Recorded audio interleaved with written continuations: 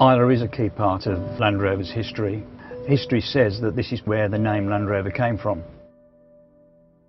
Spencer Wilkes was the MD of Rover when he had the estate here.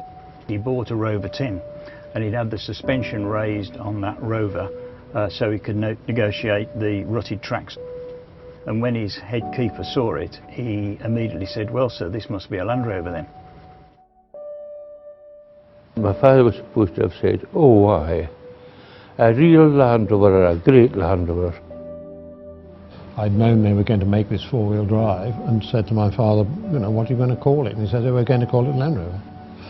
And you know, the rest is history. Spencer Wilkes purchased the Lagan estate back in the 30s, an estate of approximately 40,000 acres, so there was certainly a lot of ground here to test Land Rovers on.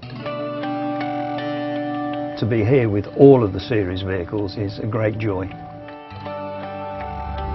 What's rather nice about coming back to Isla is the fact that the Wilkes family still have links here with them running the Kilhoman distillery, and the fact that there's still the family here on Isla is wonderful. My grandfather was Spencer Wilkes. Every summer holidays we were here. When my husband decided he should open a distillery somewhere, Isla was an ideal choice, not only because it's iconic in terms of whisky, but for me it was coming home, really. Everyone you meet remembers my father, my grandfather, and strange cars that they brought over and tested on the island. When we came to picking a vehicle, it was important that we not only honoured the family history, but also picked a vehicle that suited what we do. It's good to be able to talk about both things, not only the whisky, but talk about the Defender as well, and the history we have with it.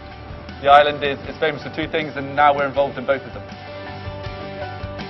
It's just a curious phenomenon, really. One is very glad that it's happened. It's become such a well-loved and profitable thing for this country.